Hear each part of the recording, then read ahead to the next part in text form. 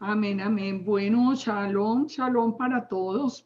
Hoy vamos con el capítulo 7 del libro de Apocalipsis. Hoy tenemos un tema que, siendo todo el tema de Apocalipsis tan importante, yo creo que hoy vamos a aprender algo que es definitivo para todo este tiempo final. Hoy tenemos el tema de los, perdón, un momentico, comparto aquí Ay. Importante. No alcancé. Que es definitivo para todo este tiempo final. Hoy tenemos bueno, hoy tenemos el tema de el sellado de los 144,000 y la gran multitud. Pero detrás de este tema, no vamos a ver sino este capítulo en el día de hoy, porque detrás de este tema hay una enseñanza que yo les pido el favor que pongan muchísima atención, porque esto es algo que hemos ignorado la vida entera. Nosotros en la manera como siempre vimos el libro de Gigalud o Apocalipsis, este fue uno de los temas que nosotros simplemente lo pasamos como parte de una historia que algún día el mundo iba a vivir. Pero el mensaje que tenemos hoy es el mensaje para mí más importante de todos y ya les van a ver por qué. Vimos durante los primeros 6 sellos cómo en el mundo se iba incrementando a través del abrirse los sellos de los jinetes primero. De todo eso vimos cómo en el mundo se iba incrementando la maldad, pero cómo este sistema del anti-Yeshua o del anti-Mesías es un sistema que ha venido funcionando por siglos. No es algo que apenas va a comenzar ahora. Ahora es la culminación. Estamos viendo los últimos tiempos. Pero definitivamente nosotros tenemos que entender que recuerdan, ese primer jinete, todo este tiempo, se ha venido trabajando, el enemigo ha venido trabajando este tiempo, y yo diría que con muchísimo éxito, porque una de las cosas más importantes que ha logrado el enemigo en el estudio de la profecía bíblica es que nosotros nos enfoquemos más en el enemigo que en la propia protección del Eterno.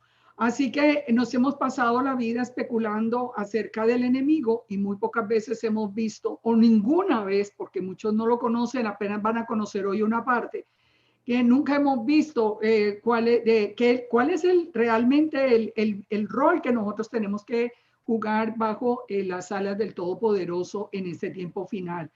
Pero hemos visto cómo la maldad se va incrementando poco a poco. Las guerras, siempre ha habido guerras, porque la gente dice, bueno, pero siempre ha habido guerras. Claro, es que como les digo, este es un proceso que el mismo Pablo dijo que ya había comenzado el tiempo del antimesías.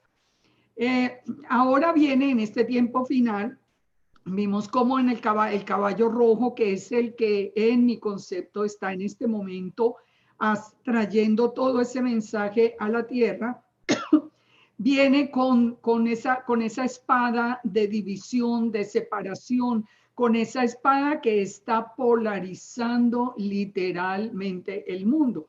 Pero seguimos viendo más adelante, porque pues ustedes ya han visto todos los capítulos anteriores, y vemos que también las plagas, las catástrofes, los terremotos, todo se va incrementando poco a poco, aunque todavía estamos en el tiempo de los dolores de parto.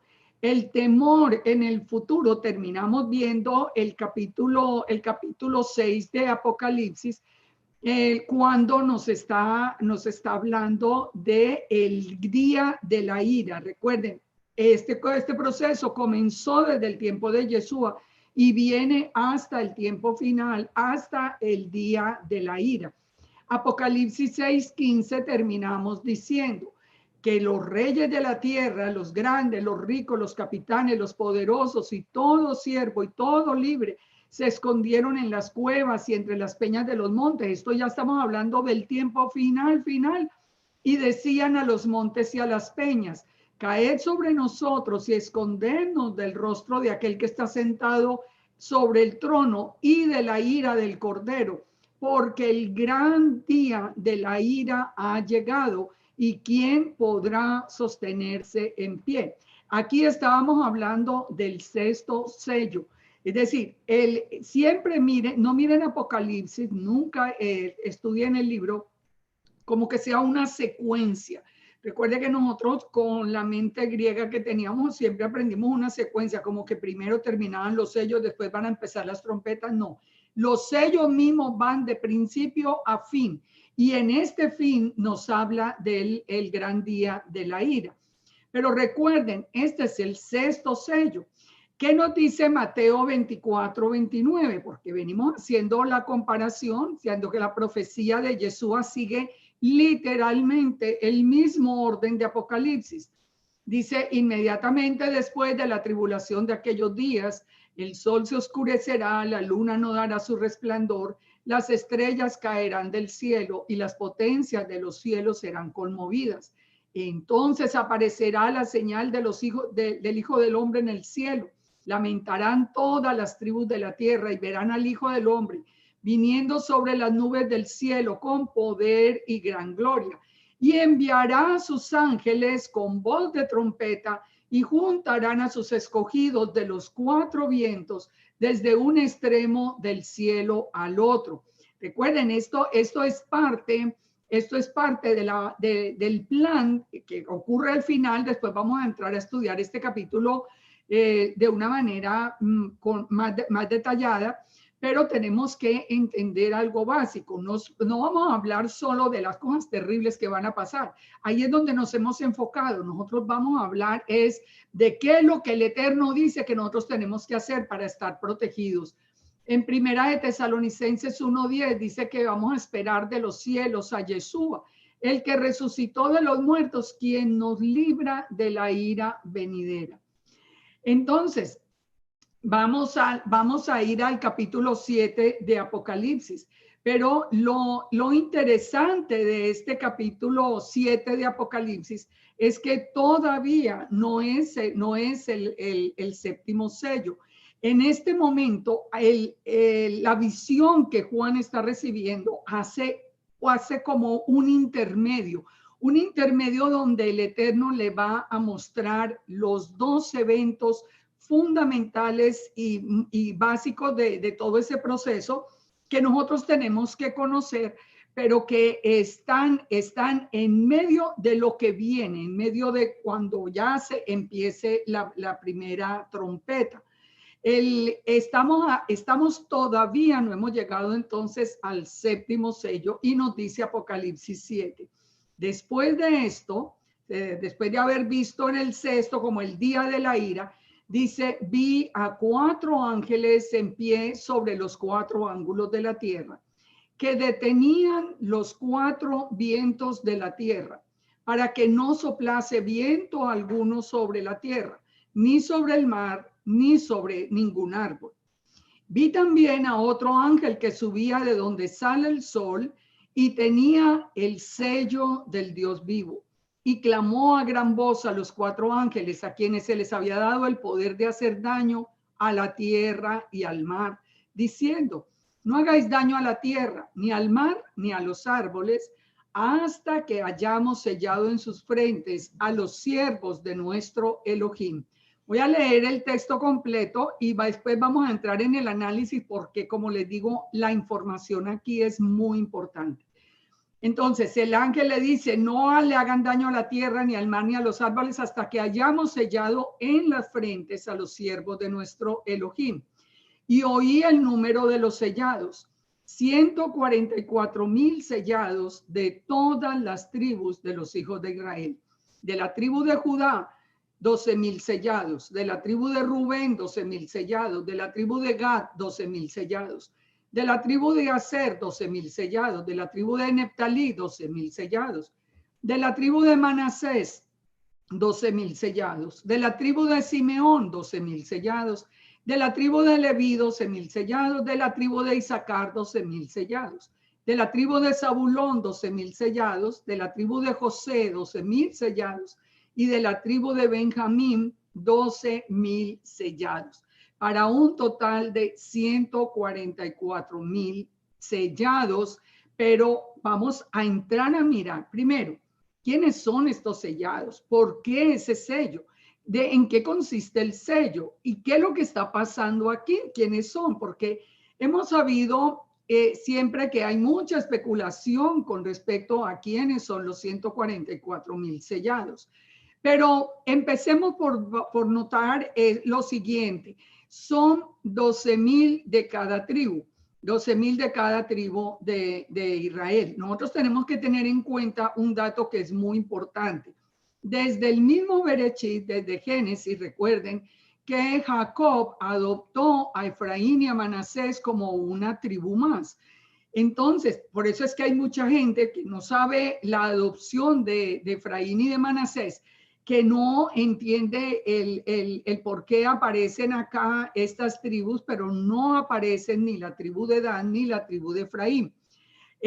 Realmente con la adopción de Efraín y Manasés serían 14 tribus. Siempre, recordemos por ejemplo, cuando el Eterno repartió a Israel alrededor del tabernáculo, lo repartió, pero a Leví lo dejó en el tabernáculo, porque siempre va a haber, como hay una tribu más o dos tribus más, porque recuerden que la casa de José a veces se une con Efraín y Manasés, a veces se separa, recibe el nombre de casa de José o recibe el nombre de casa de Efraín. En este caso tenemos a Manasés y en este caso nosotros entendemos que el Manasés está reemplazando a la tribu de Dan. Pero un primer punto muy importante en este análisis, aquí tenemos muchas cosas para mirar. Los 144,000 nos dice que son los portadores del sello del Eterno. Son un grupo muy especial, con una misión muy especial. Ahorita vamos a verla. ¿Y qué están recibiendo? Están recibiendo autoridad. Pero muy importante esto, no hay gentiles. ¿Cuál era la razón que nos daba a nosotros o que nosotros mismos encontrábamos cuando estábamos en la iglesia? Que nosotros creíamos todavía que existía un rapto previo a la tribulación. Entonces decíamos, no, la iglesia está en el cielo, pero esos son siempre, y si ustedes hagan el ejercicio de escuchar varios mensajes de quiénes son los 144,000 y ustedes van a encontrar que la mayoría dice que son 144,000 judíos. Primer punto muy importante que vamos a entender acá, son 12,000 de cada tribu, no son 144,000 judíos. Ahí es donde nosotros tenemos que entender, en primer lugar, la importancia que tiene entender la división de Israel en las dos casas. Porque, ¿qué está haciendo el Eterno en este momento? ¿En qué proceso estamos nosotros? Nosotros estamos recibiendo la revelación de nuestra identidad alrededor del mundo. Cada día se levantan miles y miles que entienden que el velo es quitado, como dice en Romanos 11, y la gente va entendiendo que nosotros somos esa casa de Israel que se está poniendo en pie. ¿Cuál era la casa que ha estado presente siempre? La casa de Judá. La casa de Judá que comprende a Leví y a Benjamín. O sea, ellos están acá, con eso no tenemos ninguna discusión. Hay 12,000 de Judá, hay 12,000 de Leví y hay 12,000 de Benjamín. La casa de Judá está presente toda. Pero ¿qué está pasando con la casa de Israel? ¿Cómo se hubiera podido interpretar estos 144,000 hace, digamos, 20 o 25 años, cuando no se conocía la división de las dos casas de Israel ni la posterior restauración? De ahí es de donde viene que todo el mundo pensara, no, son 144,000 judíos. No, no lo son absolutamente. El plan del Eterno en este momento es levantar otra vez las tribus. Recuerden que el mismo Eterno nos dijo que Él conoce nuestros caminos. O sea, Él sabe a quién está llamando. Si usted hoy me está escuchando y ya sabe de su identidad israelita, usted ya puede estar seguro que su ADN es de una tribu. ¿De cuál? No sé, no tengo ni idea. Pero el Eterno sí sabe. El Eterno sí sabe y nos está llamando. Hoy entonces nosotros podemos explicar de dónde salen los 12,000 de cada tribu de Israel. ¿Cuál es la misión de esto? Al saber que no hay gentiles y que no hay un rapto, y como ahorita lo vamos a comprobar aquí que no hay un rapto, al saber que no hay gentiles, ¿qué pasa con la iglesia? Porque la iglesia no es llamada a ser sellada en este primer grupo, a ser sellada y a recibir autoridad. Porque la iglesia cristiana hoy tiene que entender que tiene que dar el paso. Mire, yo estoy segura por tantas personas cristianas, en especial tantos pastores que bendito el Padre, ahora último se ponen en contacto todos los días haciendo preguntas y todo. Yo estoy segura de algo. Todas las iglesias cristianas ya han escuchado hablar de este regreso y de esta restauración de Israel.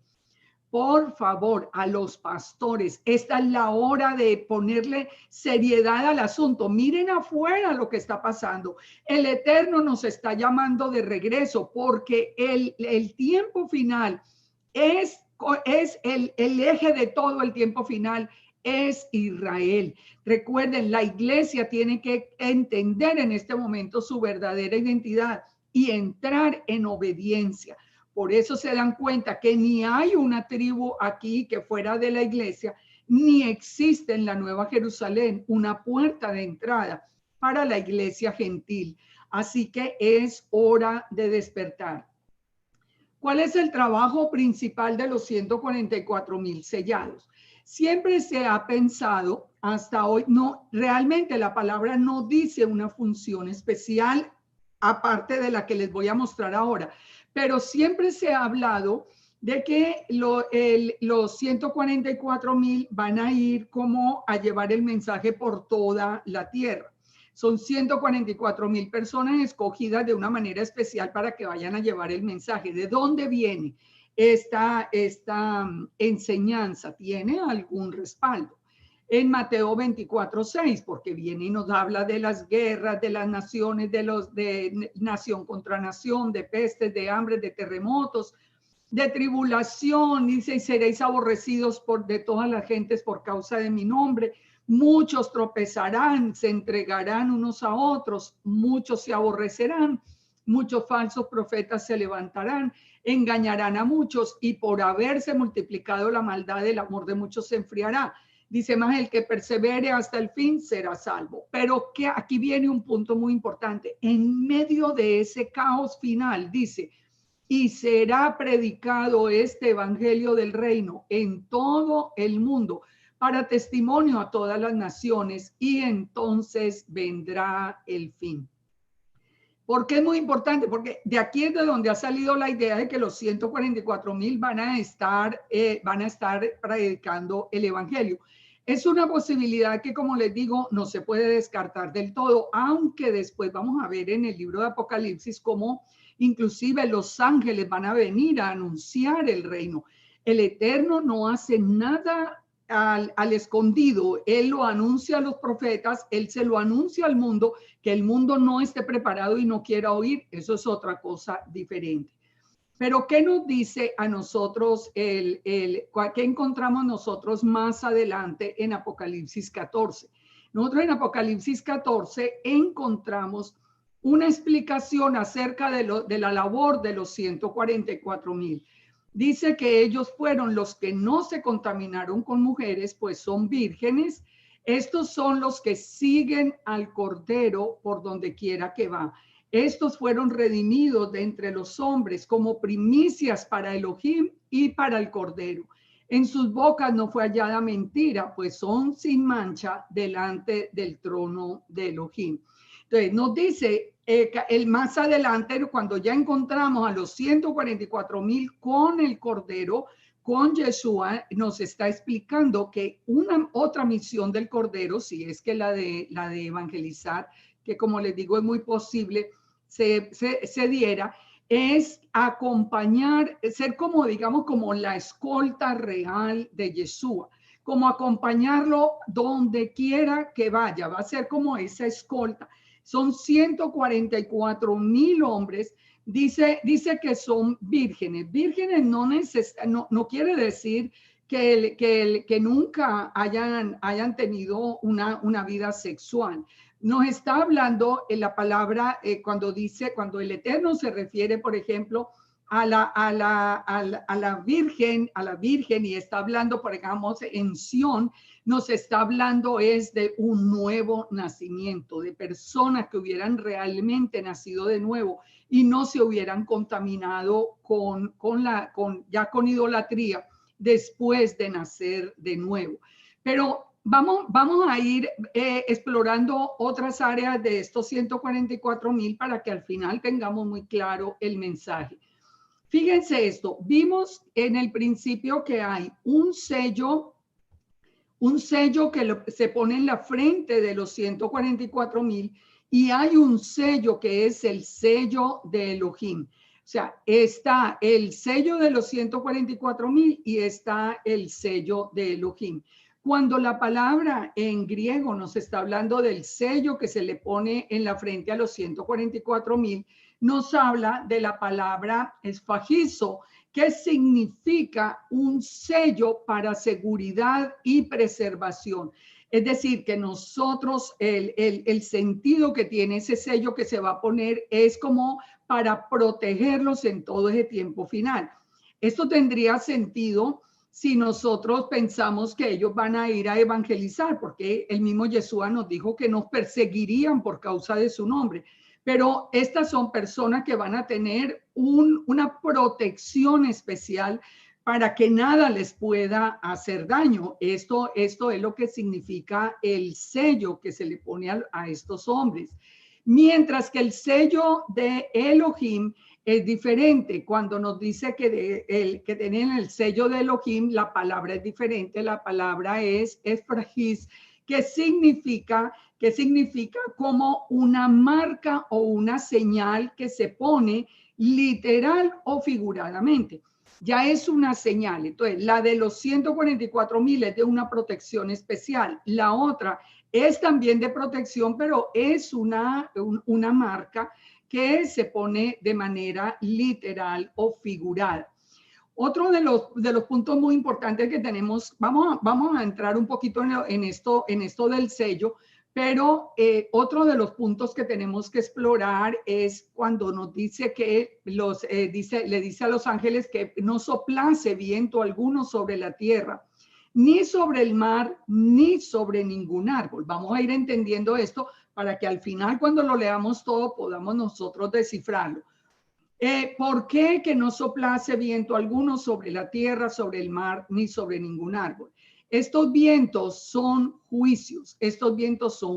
¿Dónde lo encontramos? En la misma palabra. ¿Por qué decimos que al detener el viento, no es que no vaya a soplar el viento, el viento como lo conocemos, no, que no haya juicio, ni sobre la tierra, ni sobre el mar, ni sobre el árbol, sin que se hayan sellado los 144,000. Pero ahorita vamos a entender una cosa muy importante, pero entendamos primero esto. Los vientos son juicios. El juicio sobre la tierra, sobre el mar y sobre los árboles viene con las trompetas que están a continuación. Por eso dice, como que antes de que suenen las trompetas, vamos a sellar estos 144,000 israelitas. Entonces, en Jeremías 4, del 11 al 13, ustedes pueden verificar que los vientos son juicios, son tomados en referencia a juicios del Eterno. No estoy diciendo que cualquier viento es un juicio, porque al fin y al cabo, recuerden, por ejemplo, cuando nosotros hemos entendido a través de la palabra, digamos que la lepra es un símbolo de pecado. No es que todo el que tiene lepra es porque está lleno de pecado, literalmente. también los vientos, pero cuando el Eterno hace un juicio a la tierra, los llama los vientos. El mismo Zacarías 6:5, cuando recuerdan que vimos en la salida de los jinetes, que están enunciados en Zacarías 6:5, y dice que los jinetes son los 4 vientos de los cielos que salen después de presentarse delante del Señor de toda la tierra. Entonces, lo que se está haciendo acá es deteniendo el sonido de las trompetas para sellar a los elegidos. ¿Por qué esos 144,000? Miremos esto. En Números 31:1, recuerden que siempre el Eterno, nosotros tenemos un Elohim de códigos. Él nos va enseñando ciertos códigos a través de la palabra. La palabra se interpreta en la misma palabra. Entonces, ¿por qué 144,000, 12,000 de cada tribu? Porque los va a enviar en medio de la guerra y a una misión muy especial, que ya vimos que es escoltar también al Mesías cuando venga. ¿Por qué podemos deducir esto? En Números 31 dice, el Eterno habló a Moisés diciendo, haz la venganza de los hijos de Israel contra los madianitas, después será recogido a tu pueblo. Entonces Moisés habló al pueblo diciendo, armaos algunos de vosotros para la guerra y vayan contra Madián y hagan la venganza de Yahweh en Madián. 1,000 de cada tribu envió Moisés a la guerra. De todas las tribus de los hijos de Israel enviaréis a la guerra. Así fueron dados de los millares de Israel, 1,000 por cada tribu, 12,000 en pie de guerra. Entonces, en este tiempo envía el Eterno 1,000 por cada tribu, 12,000 en pie de guerra. En el tiempo final, 12,000 por cada tribu, 144,000 en pie de guerra. Fíjense que la relación y la misión son iguales. Ahora, pensemos siempre en estos códigos. ¿Cuántos creyentes estaban reunidos en la fiesta de Shavuot? 120. Los 120 que estaban allí eran 120 de Judá, porque en ese momento solo estaba la casa de Judá en Shavuot. Entonces, ¿por qué estoy tocando este tema? Porque la palabra nos dice en Apocalipsis 14 que estos hombres fueron redimidos como primicia para el Eterno y para Cordero. ¿Qué es una primicia? Nosotros hemos venido ya manejando el tema a través de las fiestas. ¿Cuál es la fiesta de primicias? La fiesta de primeros frutos. Entonces, aquí empezamos a entender algo que toca con nosotros, porque nosotros decimos, bueno, nosotros no somos de los 144,000, empezando que son 144,000 hombres. Así que nosotros no somos, no, espérense y verá que nosotros vamos a entrar en un grupo muy especial. Todos vamos a entrar en un grupo muy especial. Estos 144,000 nos dice la palabra que son primicias para el Eterno y para el Cordero. Recuerden que en el orden de las cosechas, y el Eterno siempre tiene ese lenguaje de las cosechas, el Eterno siempre presenta primero una primicia y después presenta la cosecha. ¿Cuál es la primicia de los sellados? Los 144,000. Muchas personas dicen, no, los 144,000 es literal. No. Yo personalmente creo, de verdad, con todo respeto por las otras opiniones, pero yo creo que son literalmente los 144,000 que son primicia. La primicia es la fiesta de primeros frutos. Y cuando después de esos primeros frutos, digamos en el tiempo de Yeshua, que vino Shavuot, y 120 de Judá fueron sellados porque eran los que estaban allí reunidos. Ellos fueron sellados ¿para qué? Digamos como para salir a la guerra, digamos a la guerra espiritual, a llevar el mensaje del reino. Pero pensemos esto, primicias son los primeros frutos, Shavuot es la cosecha de trigo y Sukkot es la cosecha final.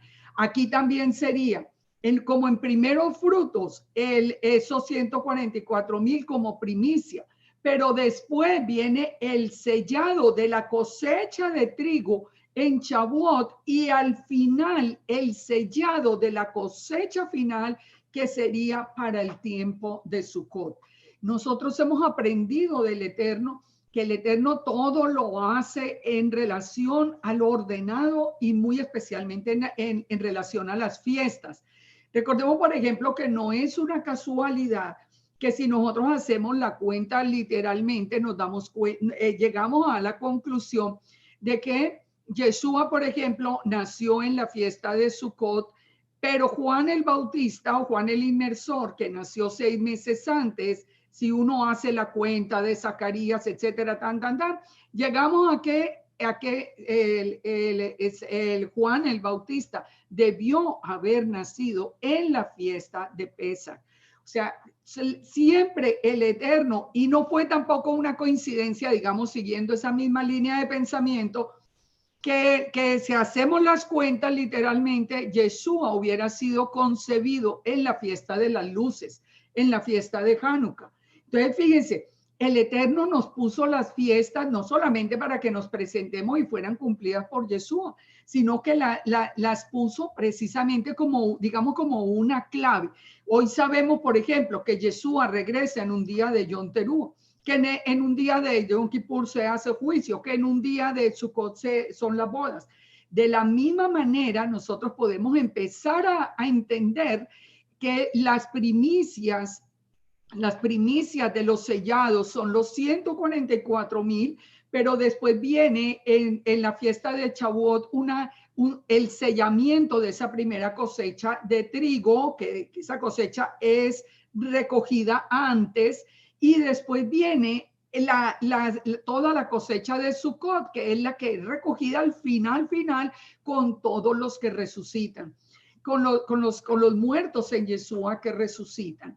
Fíjense esto, cuando nosotros estamos estudiando ese capítulo 14, nosotros empezamos a entender, volvemos aquí al tema del sello, porque empezamos a entender algo que es muy importante.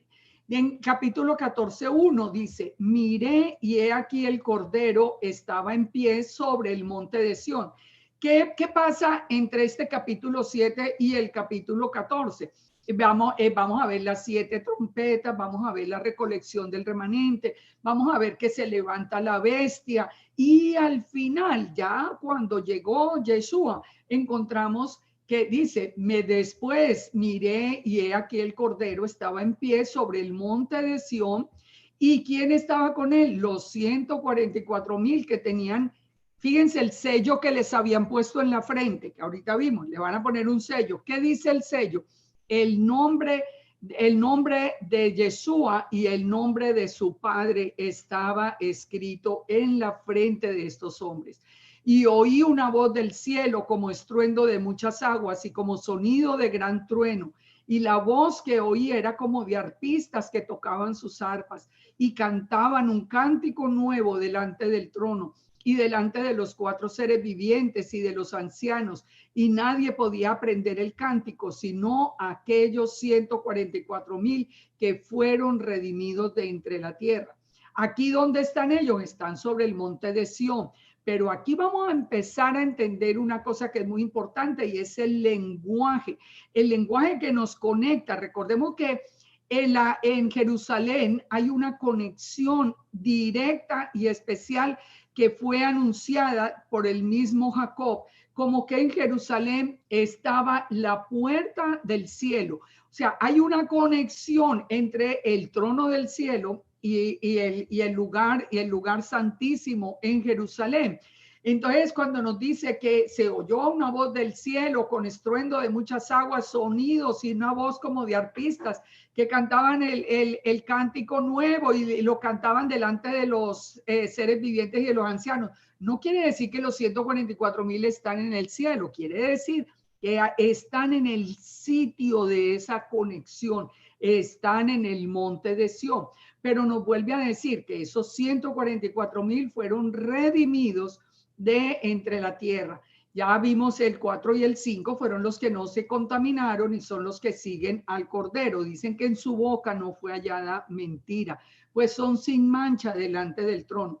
Es decir, son personas que han guardado la Torá de verdad, con integridad, con integridad y con la fe absoluta en Yeshua, porque son los escoltas de Yeshua.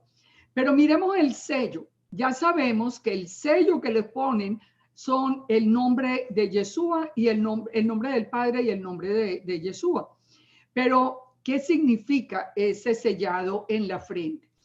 Es muy interesante el dato de que en la fiesta, por ejemplo, el Deuteronomio 6, del 1 al 9, cuando nosotros siempre estamos repitiendo el Shema, que vemos que lo que nosotros encontramos, dice que las atarás como señal en tu mano y estarán como frontales entre tus ojos. Nos está hablando de la Torá, nos está hablando de la palabra de Elohim. Hay varios sellos que nosotros podemos encontrar a través de las escrituras. Hay por ejemplo, en el tiempo de Ezequiel, este tiempo de Ezequiel, que es un tiempo muy parecido a este tiempo final, encontramos una historia que para nosotros es muy importante, sobre todo sabiendo que el sello de los 144,000 tiene el nombre de Yeshua y el nombre del Padre. ¿Por qué? Porque nosotros encontramos, por ejemplo, en Ezequiel 9:1, que dice: clamó en mis oídos con gran voz diciendo, los verdugos de la ciudad han llegado y cada uno trae en su mano un instrumento para destruir. ¿Qué había pasado acá? Sí, ahorita vamos a ver en el capítulo 8 del profeta Ezequiel cómo nos dice el Eterno llama a Ezequiel a que entre al templo para que mire las abominaciones que la casa de Judá y la casa de Israel están haciendo dentro del templo. Entonces, como nunca no se quisieron arrepentir, vino un juicio del Todopoderoso sobre Israel. Entonces el Eterno le dice a Ezequiel, le dice, clamó en mis oídos diciendo, los verdugos de la ciudad han llegado. O sea, llegó el día de juicio, del juicio que se hizo como consecuencia de toda esa idolatría que había en el templo. Ya la vamos a ver. Y he aquí que 6 varones venían en camino de la puerta de arriba que mira hacia el norte y cada uno traía en su mano un instrumento para destruir. Entre ellos había un varón vestido de lino. Ya sabemos siempre que hace referencia al varón vestido de lino. Y dice, el cual traía a su cintura un tintero de escribano. Ese varón vestido de lino tiene el tintero, o sea, el sello para poner. ¿A quién le van a poner ese sello? Dice que entrados se pararon junto al altar de bronce y la gloria del Dios de Israel se elevó por encima del querubín sobre el cual había estado el umbral de la casa y llamó Yahweh al varón vestido de lino que tenía a su cintura el tintero de escribano y le dijo, pasa por el medio de la ciudad y por el medio de Jerusalén y ponle una letra Tap a la frente de los hombres que gimen y que claman a causa de las abominaciones que se hacen en medio de ellas. Entonces, miremos hasta acá. ¿Para qué sirve este sello? Para protección. ¿Quiénes fueron los que obtuvieron ese sello en este momento en Jerusalén? Dice que los que se lamentaban por ese pecado, es decir, los que no estaban siendo partícipes de lo que estaba sucediendo en el templo. Recuerden que en el templo se estaba adorando al sol, se estaba adorando a Tamuz. En el templo había toda clase de esculturas, aún de serpientes, de imágenes, de todo, y se estaba haciendo la endecha por Tamuz. Los que no estaban participando de eso fueron los que recibieron la letra Tap en las frentes. Ahora, ustedes pueden ver ahí en sus pantallas cuál es la letra Tap en los tiempos de Ezequiel. Entonces, ¿qué fue lo que le pusieron? ¿Qué fue lo que Yeshua puso en la frente de los que no estaban participando de esa idolatría? Él puso una cruz en la frente, que no es una cruz, tiene forma de cruz, pero es la letra Tap, que significa pacto. Es decir, el Eterno a través del sello en la frente está haciendo un pacto con los que se lamentan por tanto pecado y que definitivamente no quieren participar de ese pecado. Les puso una señal en forma de cruz en la frente para protección. Si volvemos a lo que hemos venido leyendo, a los 144,000 se les pone el nombre del Eterno y de Yeshua en la frente. A mí no me extrañaría que lo que se pusiera sobre la frente de ellos fuera de nuevo la letra Tav. ¿Por qué no? ¿Por qué no me extrañaría? Porque recuerden que cuando Yeshua ya iba a morir, Yeshua dijo: cuando el Hijo del Hombre sea levantado, ustedes sabrán que yo soy. Y cuando Yeshua fue levantado en el madero, le pusieron el letrero sobre su cabeza que decía en hebreo, en latín y en arameo estaba escrito: Yeshua de Nazaret, rey de los judíos, que en hebreo era Yud Hei Bab Hei. Así que no me extrañaría que cuando Apocalipsis 14 nos está diciendo que pone el nombre del Padre y del Hijo, pues lo pusieran como una señal, pusieran esa misma Tav, porque están haciendo un pacto de protección. Pero mucha atención con esto, porque como les digo, la instrucción nos tiene que servir a nosotros en este tiempo final. ¿Qué dijo para los demás? O sea, los sellados, les iba a poner la letra Tav, pero ¿qué iba a pasar con los que estaban participando de toda esa idolatría? Dijo, para los otros, dijo: pasen por la ciudad en pos de él y matad. No perdone vuestro ojo ni tengan misericordia. Matad a viejos, jóvenes, vírgenes, niños, mujeres, pero a todo aquel sobre el que hubiere señal, no os acercaréis y comenzaréis por mi santuario, porque en el templo fueron donde se encontraron las abominaciones en primer lugar. Comenzaron entonces desde los varones ancianos que estaban delante del templo. Entonces, fíjese, ¿por qué comenzaron por los ancianos varones? Porque con los ancianos uno dice: ay, no, pero esto era mucha crueldad. Esto es un texto como que uno no entiende dónde está ese carácter misericordioso del Eterno. Bueno, pues cuando nosotros vemos lo que estaba sucediendo en Ezequiel 8, nosotros encontramos, por ejemplo, que le dice: hijo de hombre, bueno, entra al templo y ve las malvadas abominaciones que se hacen. Mira todas las formas de reptiles, bestias abominables, los ídolos que la casa de Israel han pintado dentro del templo. Y donde estaban ellos, estaban 70 varones de los ancianos de la casa de Israel. Y dice que cada uno tenía un incensario en la mano. Entonces, ¿por qué a los ancianos primero? Porque ellos estaban con incienso, adorando esas imágenes. También nos dice: hijo de hombre, ¿has visto lo que los ancianos de la casa de Israel hacen en tinieblas, en las cámaras pintadas? Porque ellos dicen que Yahweh no nos ve. O sea, ellos pensaban que lo estaban haciendo al escondido, pero vino juicio sobre ellos. Más adelante le dice: verás abominaciones mayores. Lo llevó a la casa de Yahweh, al templo, y allí estaban las mujeres endechando a Tamuz. Fíjense, todos estos detalles tan importantes. ¿En qué mes estamos ahora exactamente? En el tal mes de Tamuz. 50 explicaciones. No, que es que por esto, que es que por lo otro, que se le puso ese nombre. No, por más explicaciones bonitas que se den, ¿cuál es la realidad? La realidad es que en Babilonia ese es el mes del solsticio de verano, es el mes de Tamuz, y la realidad es que el 17 del mes de Tamuz en Babilonia era el día de la endecha de Tamuz, el día que terminaba final la endecha de Tamuz. O sea, no es una casualidad. Y hoy muchas personas dicen: no, es que se justifica, pero definitivamente cuando nosotros leemos esto, nosotros tenemos que encender todas las alarmas para pensar: un momento, ya viene el juicio. ¿Será que yo participo de esto? Porque a esas personas vino el juicio.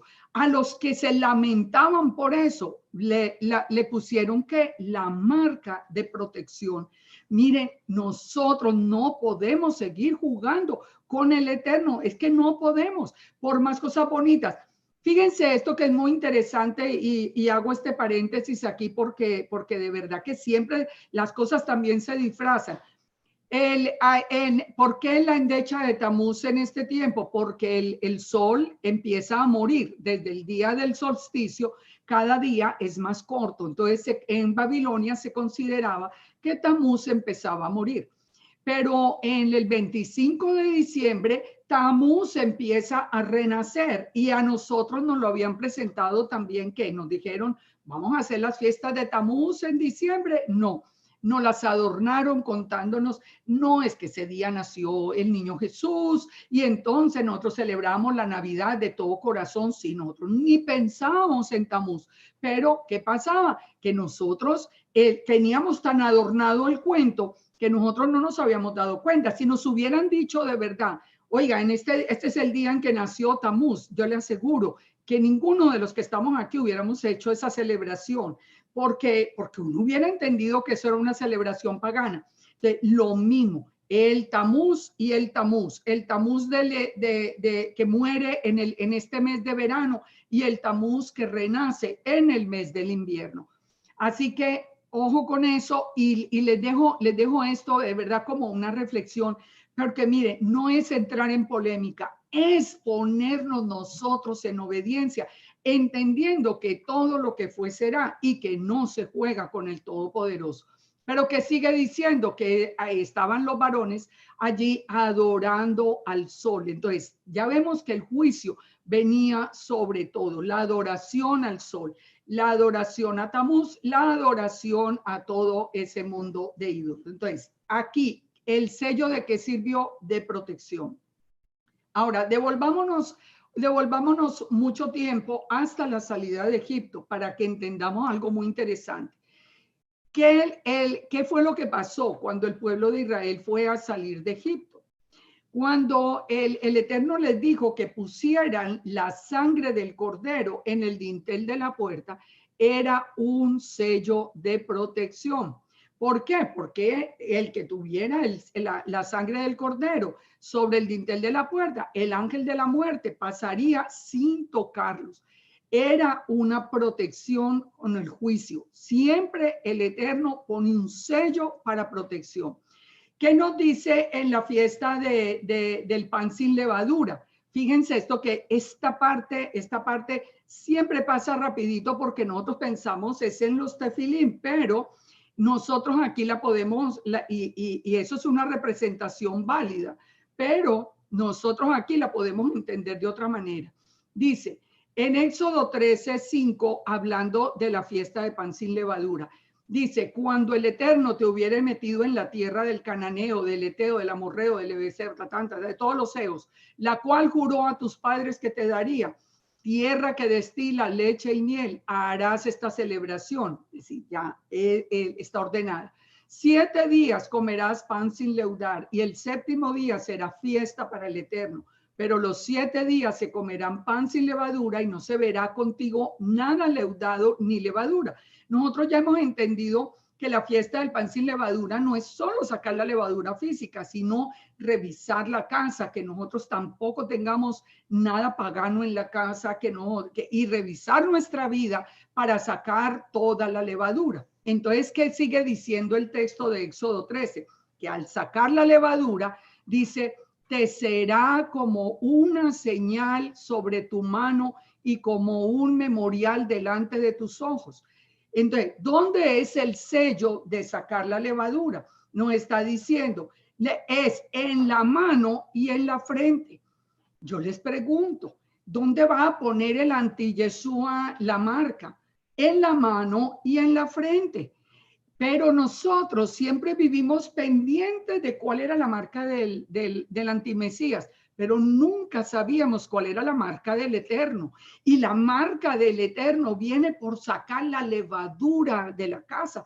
Dice que Él pone un sello, dice que será una señal, esa señal es el sello, como un memorial delante de los ojos. Recuerden que vimos que el sello, hay dos clases de sello, el que reciben los 144 miles de protección, y el sello de Dios es un sello que identifica. Aquí ese sello por sacar la levadura, que el sello que pone el Eterno, es el sello que va en la mano y en la frente para que la Torá de Yahweh esté en su boca. Ya vimos que esto siempre se ha representado a través de los tefilín, pero y como les digo, es correcto, y el significado, pues, imagínense, es una bendición, pero también tenemos que entenderlo nosotros literalmente, porque ¿qué tipo de levadura tenemos que sacar? Mire, los tipos de levadura que hay. La levadura de los fariseos, ¿en qué consiste?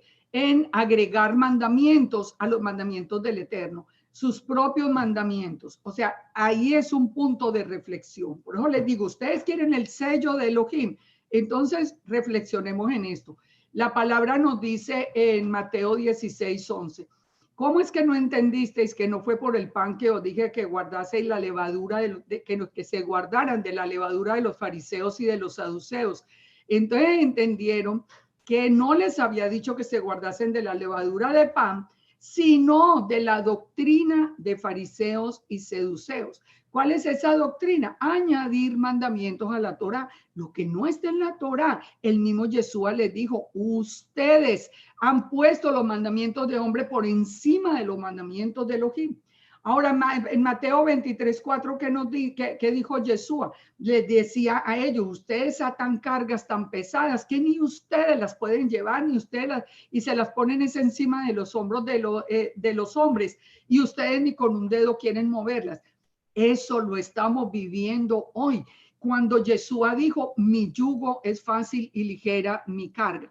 Entonces, sacar levadura, ¿qué es? Venir a la palabra de Elohim. Y venir a la palabra con el yugo fácil y ligero de Yeshua nos garantiza a nosotros, como promesa del Eterno, tener ese sello del Eterno en la mano y en la frente. Recuerden, los 144,000 son la primicia. Nosotros somos los sellados para la primera cosecha de trigo. En Mateo 15:7 también nos dice que fue cuando Yeshua les dijo, ustedes en vano me honran, enseñando como doctrina mandamientos de hombres. Todo ese estudio y todo ese mundo de cosas, en vano me honran, dijo Yeshua. En Isaías 29:13 que dice, está tocando esas mismas palabras, Yeshua citó Isaías 29:13, pero termina diciendo algo que es muy importante. He aquí que yo excitaré hablando del tiempo final, dice que volverá otra vez a hacer toda esa demostración de su poder, todo eso que se va a ver ahora, porque dice, perecerá la sabiduría de los sabios y se desvanecerá la inteligencia de los entendidos. Ya no se trata, todo eso que hoy tiene tanta sabiduría. Mire, vengan a la palabra de Elohim si ustedes quieren el sello de protección en el tiempo final. ¿Cuál es otra levadura? El orgullo, la soberbia. Esa es otra parte de la levadura. Nosotros somos siervos del Eterno. Nosotros no tenemos que cuestionar su palabra, ni tenemos que inventarle, ni decir si nos parece bien o mal. Nosotros simplemente somos los siervos del Eterno. El énfasis en los rituales, más que en la misma obediencia. Miren Mateo 23. Dice, ay de vosotros, escribas y fariseos hipócritas, porque diezman la menta, el eneldo, el comino, pero dejan de hacer lo más importante, la justicia, la misericordia, la fe. Es necesario hacer sin dejar de hacer aquello. No es que el Eterno está en contra de los rituales, no, de ninguna manera. Los rituales nos enseñan y muchos son lindos, pero cuando no se hacen sino rituales, pero la vida está lejos de tener integridad. ¿Eso de qué sirve? ¿De qué sirve que yo viva de lavado de manos en lavado de manos si cada que abro la boca estoy mintiéndole a la gente? Eso no sirve de nada. Entonces lo que está diciendo, eso es parte de la levadura que hay que sacar. Primero, la integridad. La levadura de los saduceos, ¿cuál era? Dice Mateo 22, 23, que los saduceos no creían que hubiera resurrección. Ellos no creían en lo sobrenatural. Los saduceos negaban la existencia del espíritu, del Rúa de santidad. Fíjense, una enseñanza que ha estado muy metida ahora en las raíces hebreas. No, ¿cuál Rúa, cuál Espíritu Santo? No, eso era de la iglesia. Eso ya no, eso ya no. Eso es levadura de los saduceos. Entonces, ¿por qué lo sabemos que es levadura? Pues porque la palabra nos dice que los 120 de Judá en el día de Chabot recibieron fueron llenos del Espíritu Santo y salieron llenos de poder a traer el mensaje que hasta hoy nos llegó a nosotros. Así que todos estos son puntos. La levadura de Herodes, ¿cuál es? La corrupción del templo. Recordemos que en el tiempo de Yeshua el templo era corrupto. En el tiempo de Ezequiel el templo era corrupto. El templo nunca ha sido un lugar aquí de santidad, nunca lo fue. Aquí lo vemos por eso ha sido destruido. Si ustedes ven se aprende, cuando uno aprende lo que hay que hacer con el tratamiento de la lepra, se da uno cuenta que cuando hay lepra, aún quedaba ese tipo de lepra, daba aún en las paredes de las casas, se había que destruirlas. El templo tuvo que ser destruido las 2 veces por el pecado que había en él. Entonces, todo eso, por ejemplo, el cambio del día de reposo, el quitar la Torá, todo eso, eso es levadura de Herodes, corrupción en el templo. Nosotros ya hemos corregido mucho, pero tenemos que tener muy en cuenta esto. Fijémonos en esto. Cuando el Eterno ordena todo para su tabernáculo y para el templo, Él ordena poner sobre la frente del sumo sacerdote esa mira con el título de santidad a Yahweh, de santidad al Eterno. Algo que nos habla de algo muy parecido a lo que nos está diciendo con respecto a los 144,000 que llevan en la frente el nombre de Yeshua y el nombre del Padre. Hay un último sello que es el sello del Espíritu Santo, porque recuerden, hemos visto ya todos esos sellos de protección. Hay otro sello que es el sello del Espíritu Santo. ¿Dónde lo encontramos? En Efesios 1. En Efesios 1, si ustedes leen todo el texto de Efesios 1, ustedes van a ver que nos dice que nosotros a través del nuevo nacimiento, dice, fuimos sellados con el Espíritu Santo de la promesa, que son las arras de nuestra herencia. Recuerden que Yeshua mismo dijo, el que no nace del agua y del Espíritu, el nuevo nacimiento tiene que ser del agua y del Espíritu, no solamente del agua como se dice hoy, no, todos al Tevilá, pero el Espíritu Santo no existe, no señor, se nace del agua y del Espíritu, y cuando somos sellados con el Espíritu Santo de la promesa, esas son las arras, esa es como la prueba que tenemos de que nosotros fuimos redimidos y que somos herederos de la promesa. Lo mismo si ustedes les pido que ustedes lean todo Efesios 4 para que ustedes se den cuenta de la importancia de despojarse del viejo hombre y nacer como un nuevo hombre. Mire, yo le digo, lo que estamos viendo hoy es muy triste. Lo que estamos viendo hoy es mucha información, pero cero integridad, o por lo menos muy poca integridad en mucha gente. Mucha violencia, mucha mentira, muchos nombres falsos, mucha cantidad de cosas que no corresponden a lo que dice el Eterno. Él pone el sello del Espíritu Santo sobre el nuevo hombre. El nuevo hombre dice creado según el Eterno en justicia y en santidad.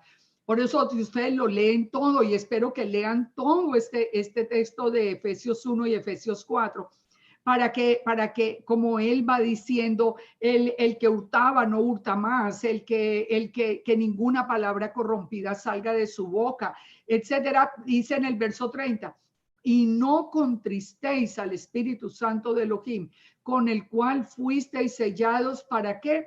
Para el día de la redención. ¿Cuál es el día de la redención? ¿De qué está hablando? Del día que nosotros seamos ya ese remanente. Empieza el segundo éxodo. Somos sellados con el Espíritu Santo. Somos sellados para ese segundo éxodo. ¿Cuáles requisitos tiene? Que hay que nacer del agua, hay que nacer del Espíritu. Nosotros tenemos que guardar la Torá, tenemos que tener el testimonio de Yeshua. Todo esto se va sumando para nosotros poder saber si en este tiempo final también nosotros vamos a ser protegidos como los 144,000.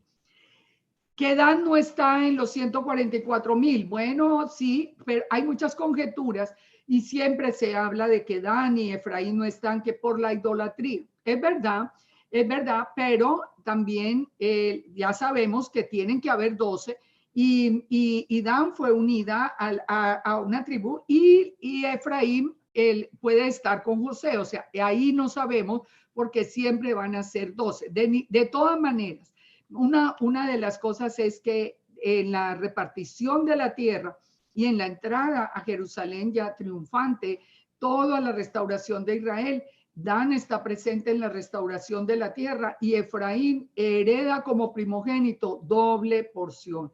Así que aunque no estén los 144,000, las tribus siguen siendo las mismas.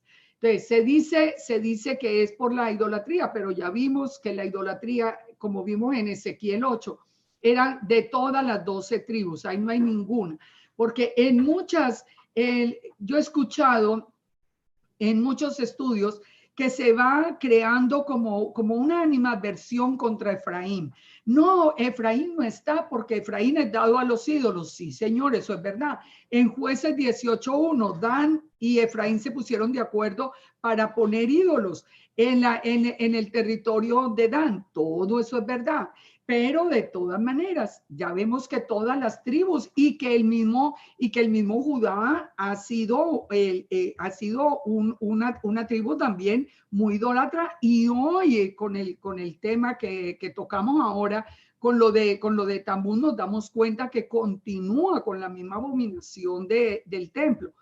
Entonces, ¿cómo resumimos esto de los 144,000? Lo resumimos, son la primicia.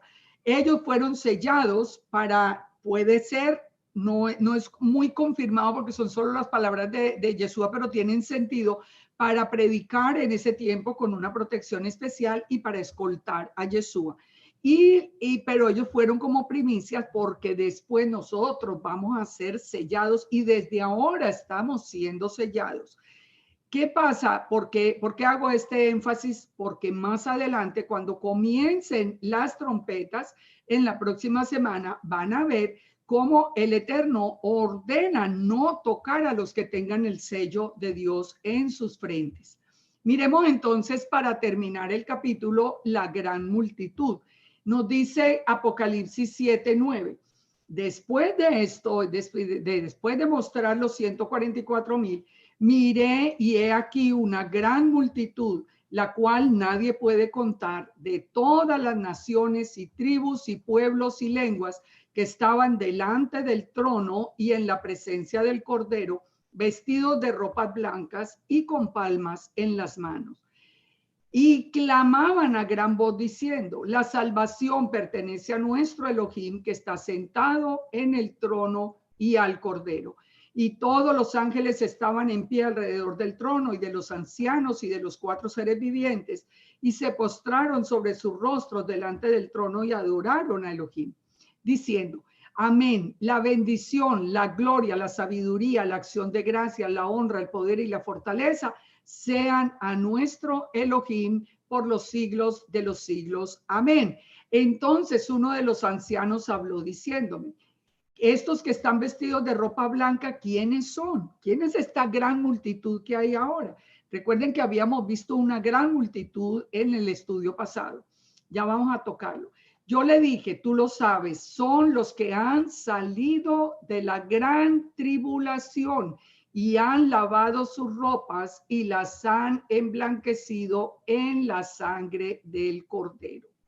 Esta información la encontramos la encontramos más adelante, cuando nos dice quién es esa gran multitud. Apocalipsis, no le puse acá, pero creo que es 20 si no estoy equivocada.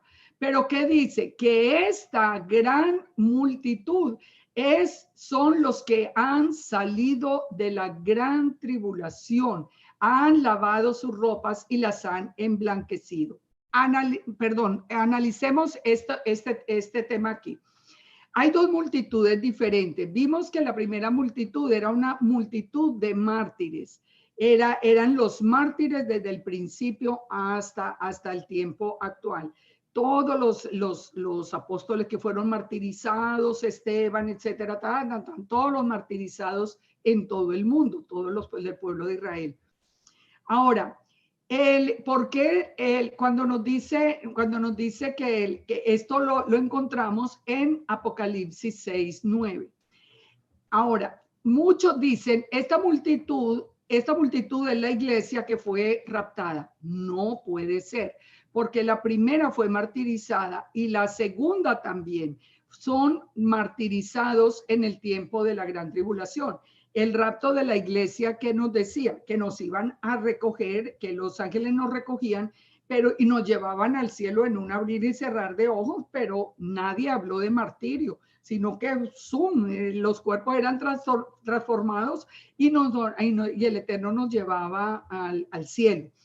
Que ya hemos visto, y este tema hay que tocarlo de todas maneras un poquito más adelante, cuando entremos en Apocalipsis 12, porque eso no es verdad, pero vamos al punto. Las dos multitudes que aparecen acá, ninguna es de personas que fueran sido simplemente llevadas, son personas martirizadas.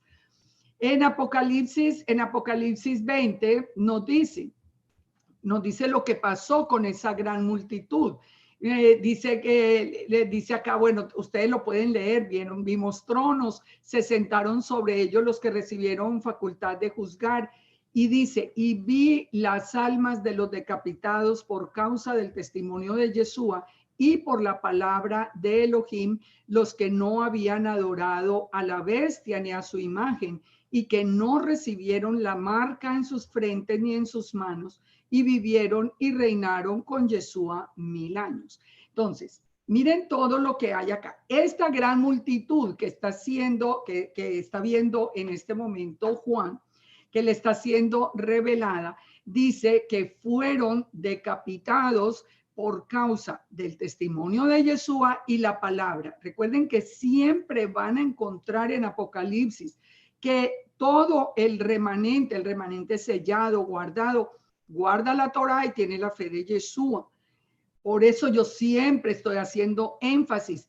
Por Dios, no sigan estas personas que están negando a Yeshua. Si ustedes leen la palabra, ¿cómo es posible que vayan a creer ahora que Yeshua es un hombre cualquiera o que no existe definitivamente? Si la palabra es absolutamente clara. Estos decapitados, ¿qué pasó? Dijo que no habían adorado a la bestia ni a su imagen. Esa inmensa multitud, entonces, analicémosla ahora sí en el paso por paso para que entendamos de dónde salió, por qué fue martirizada y cuándo es que surge esa gran multitud. Primero nos dice que es de todas naciones, tribus, pueblos y lenguas. ¿De qué nos habla eso? Porque dicen, no, eso es una multitud de gentiles. No, no es una multitud de gentiles. Pensemos hoy. Hablamos al principio de que el Eterno tiene un plan que nosotros estamos conociendo ahora, que son las dos casas de Israel. Yo siempre les digo, mire, sin las dos casas de Israel no hay forma de explicar bien la palabra, porque al quitarle algo tan sustancial como eso no se puede. ¿Qué pasa? ¿De dónde, qué nos quiere decir que hay personas que son martirizadas al final de todas las naciones, tribus, pueblos y lenguas? ¿Cuál fue la promesa del eterno Abraham? Que en su simiente sería bendecida toda la tierra. Así que son personas recuerden que el Eterno también le dijo a Abraham que sería una multitud imposible de contar, como la arena del mar o como las estrellas del cielo.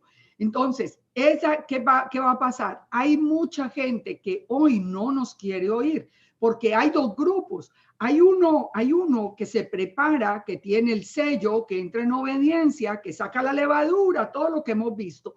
Ese es un grupo. Pero hay otro grupo que es mucha gente en el catolicismo, en el cristianismo, en todo, que no quiere escuchar, no quiere ponerse en orden. Pero ¿qué va a pasar cuando comience la gran tribulación? Ellos escucharon el mensaje y ya cuando sea muy tarde y ya no haya lugar a la protección, de todas maneras, van a preferir más bien entregar la vida que dejarse poner la marca de la bestia. Y estos son esa multitud, toda esa multitud que está allá presente. Dice que están delante del trono y en la presencia del Cordero.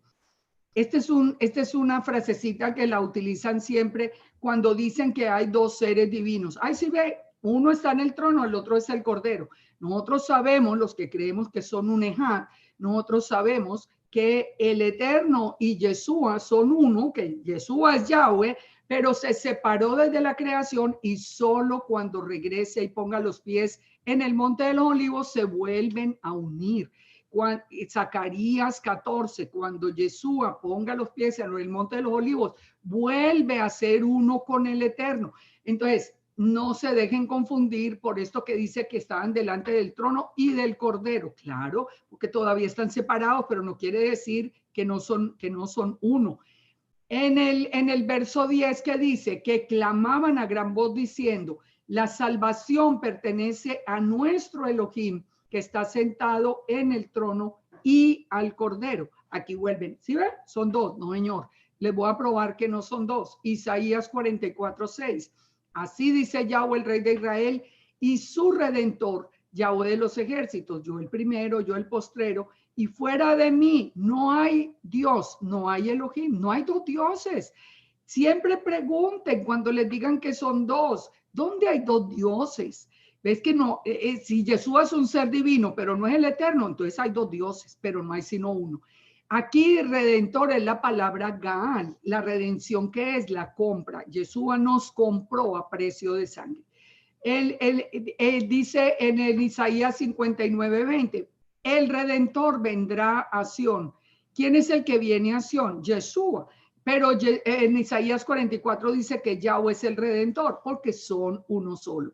Lo mismo con el Salvador, que es en este caso. Isaías 43:3 dice, porque yo, Yahweh, Dios tuyo, el Santo de Israel, soy tu Salvador. El Salvador es Yahweh. Oseas 13:4 dice, mas yo soy Yahweh, tu Elohim, desde la tierra de Egipto. No conocerás otro Dios fuera de mí. No hay otro Dios. Bien, pueda pregúntenle al que dice que hay dos dioses, a dónde dice, porque aquí dice, no hay otro Dios fuera de mí, ni hay otro Salvador fuera, sino a mí. O sea, el único Salvador es Yahweh, pero Salvador es que la palabra Yahshua, que él es como el liberador. Pero ¿quién es el Salvador nuestro? Es Yeshua. Entonces, ¿por qué? Porque son uno, porque son el mismo. Dice que los ángeles que estaban en pie alrededor del trono se postraron sobre sus tronos, sobre sus rostros delante del trono y adoraron diciendo la bendición, la gloria, la sabiduría, la acción de gracia, la honra, el poder, la fortaleza son para Elohim, claro, porque Elohim es un Ejad. Ahora en el verso 13 nos dice que esa multitud está vestida de ropas blancas y le dice, ¿quiénes son y de dónde han salido? Le dice, Señor, tú lo sabes. Son los que han salido de la gran tribulación, la gran tribulación. ¿De qué tiempo habla? Ahora hay una tendencia que está cogiendo mucha fuerza dentro de las raíces hebreas para decir que no va a haber gran tribulación. No, no hay tribulación. Eso fue en el tiempo pasado. Miren, Jeremías 37 nos habla del tiempo de angustia de Jacob y yo creo que estamos viendo que esa gran tribulación está llegando. En Jeremías 37 nos habla del tiempo de Jacob y nos dice que es un tiempo de tanta angustia como el hombre nunca conoció. Pero ¿de qué tiempo está hablando? En el pasado, no, por una razón, porque Jeremías 30 comienza hablando otra vez de la reunificación de Israel, de la casa de Israel y de la casa de Judá. Así que eso es tiempo final. Sí hay una gran tribulación y está profetizada en Jeremías 30. Esto por lo menos es un ejemplo. Si ustedes leen todo Jeremías 30, ¿de qué nos habla? De que el tiempo de angustia de Jacob, el tiempo de la restauración de Israel, dice que hay voz de temblor, de espanto, no de paz. Dice que los hombres parecerán por el terror que tienen como si fueran a dar a luz como mujer de parto. ¿Cuán grande es ese día? Pero, ¿cuál es la promesa para nosotros? Porque como les digo, siempre hay que mirar el juicio, pero siempre hay que mirar qué nos dice el Eterno a nosotros. Dice, ¿cuán grande es aquel día? Tanto que no hay ninguno semejante a él. Pero dice, pero de ella Jacob será librado. Los que tengamos ese sello seremos librados. En aquel día yo quebraré su yugo de tu cuello, romperé tus coyundas y extranjeros no te volverán a poner en servidumbre. Y viene con toda la promesa. Tú pues, siervo mío Jacob, no temas, dice Yahweh, no te atemorices Israel. Cuando pensemos en ese tiempo final, no lo miremos mirando el terror que se va a vivir. Acordémonos de la promesa, no te atemorices, porque yo soy el que te salvo de lejos a ti, a tu descendencia de la tierra y de cautividad. Y Jacob volverá, descansará y vivirá tranquilo y no habrá quien le espante. Yo estoy contigo para salvarte, dice Yahweh, y destruiré a todas las naciones entre las cuales te esparcí. Recuerden que siempre les digo, el juicio a las naciones vienen por el comportamiento con Israel. Dice, pero a ti no te destruiré, sino que te castigaré con justicia. De ninguna manera no va a dejar sin castigo, pero con nosotros Él nos va a guardar y va a tener misericordia. Entonces sigue diciendo acá de esta gran multitud, dice, por eso están delante del trono de Dios y le sirven de día y de noche en el templo. ¿Cómo es que están allá? Están delante, sí, ellos salieron de la gran tribulación y ya vimos que fueron decapitados por no aceptar la marca de la bestia.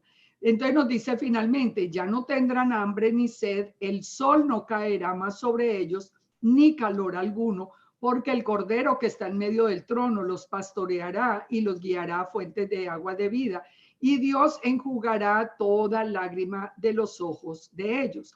¿Qué pasa entonces con esta gran multitud? En Isaías 49, no, ¿por qué viene esa referencia que no tendrán hambre ni sed? Porque son las mismas palabras de Isaías 49, 10, cuando nos habla de los que son apacentados por el Mesías que vino a sacarnos de las tinieblas. Y entonces dice, no tendrán hambre ni sed, ni el calor del sol los afligirá, porque el que tiene misericordia los guiará y los conducirá a manantiales de agua.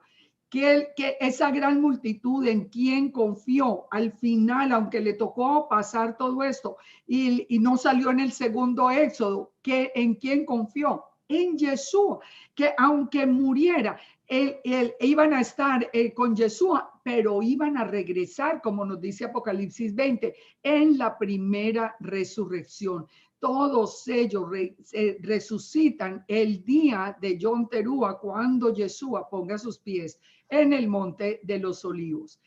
Mateo 24 nos habla de esto, claro que sí. Fíjense, de esta gran multitud en medio de la gran tribulación.